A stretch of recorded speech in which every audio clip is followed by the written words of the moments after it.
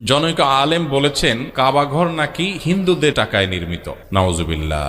এটা কোনো আলেম বলতে পারে? কাবাঘর হিন্দুদের টাকায় নির্মিত হবে কেন? হয়তো উনি নবী করিম সাল্লাল্লাহু আলাইহি সাল্লামের দাদা আব্দুল মুত্তালিবের নেতৃত্বে কুরাইশের উদ্যোগে যে মসজিদ কাবাঘরের পুনর্নির্মাণ হয়েছে ওইটার দিকে ইঙ্গিত করছেন কিনা। তো সেটা তো হিন্দু না, তারা মুশরিক ছিলেন এবং তাদের মধ্যে বিভিন্ন চিন্তার মানুষ ছিল। ওইটা গোত্র কেন্দ্রিক করেছে, কুরাইশ গোত্র করেছে। কুরাইশ গোত্রের মধ্যে তো নবী সাল্লাল্লাহু আলাইহি সাল্লাম নিজেও ছিলেন এবং ওইবার যে নির্মাণ হয়েছে ওই নির্মাণে তো নবী করিম সাল্লাল্লাহু আলাইহি সাল্লাম অংশগ্রহণ করেছেন। নাউজুবিল্লাহ। হিন্দুরা নির্মাণ করেছে এইভাবে বলা কিভাবে ঠিক হতে পারে? আমাদের নবী করিম সাল্লাল্লাহু আলাইহি সাল্লাম তিনি ওই নির্মাণে অংশগ্রহণ করেছেন। নামাজে ওয়াজিব ছুটে গেলে সাউজদা দিলে নামাজ হয়ে যায়, কিন্তু কেউ যদি শেষ বৈঠকে তাশাহুদ পড়ার পর সাজদায়ে সাহু না দেয় এবং দুরূদ ও দোয়া মাসুরা পড়ে ফেলে, এরপর সিজদায়ে সাহুর কথা স্মরণ হলে করণীয় কি? এরপরে সিজদায়ে সাহু যদি স্মরণ হয় ওই অবস্থায় সিজদায়ে সাহু দিবেন। এমনকি দুই দিকে সালাম ফিরিয়ে ফেলছেন, তারপরে মনে হয়েছে আরে আমাদের সিজদায়ে সাহু বাকি ছিল, তখনও যদি সিজদায়ে সাহু দেন তারপরে কি হয়ে যাবে? নামাজ হয়ে যাবে। নামাজের পরে এখনো কথাবার্তা বলেন নাই, উঠে কিবলা থেকে অন্যদিকে ফিরে যান নাই, নামাজ ভঙ্গ হওয়ার মতো কিছু করেন নাই, এতক্ষণ পর্যন্ত যদি আপনার মনে হয় তারপরেও আপনি সিজদায়ে সাহু দিয়ে নামাজ হয়ে যাবে।